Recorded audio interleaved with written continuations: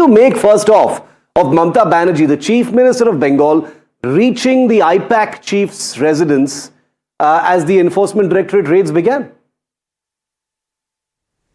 Well, the raids are legitimate if the ED has suspicion that there's an offense committed and they have an ECIR in this matter. So they obviously have the grounds and they have evidence now, and they're searching for documents to further the investigation. So they're within their legitimate rights. As I said, there's an ECI registered, and they've entered the premises and they're looking for certain documents.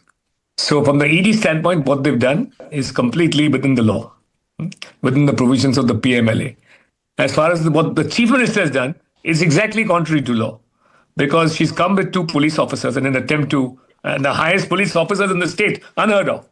She has enrolled for an investigation into a man called Pratik Jain, whom she's associated with professionally for her party, right? And presumably for her own personal interests as well.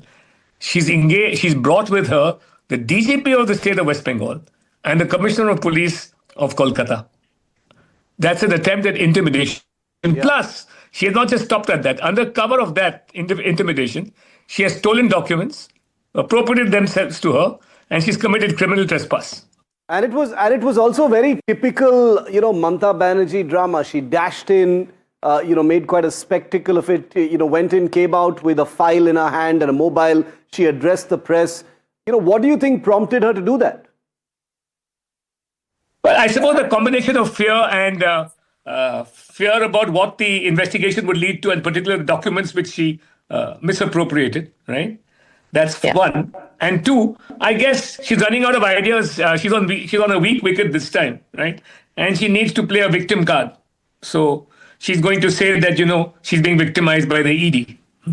Now, whether that works or not, I don't know. She's played this victim card very often before. What is the strategy? Unless the strategy was that you were going to commit violence to somebody, you were going to indulge in violence against those who are opposed to you. What is strategy? You have a cadre, you have a vote bank, you have a supposed policy, right? All we see is loot and scoot in West Bengal. That's the only form of government that exists over there. So what is her strategy?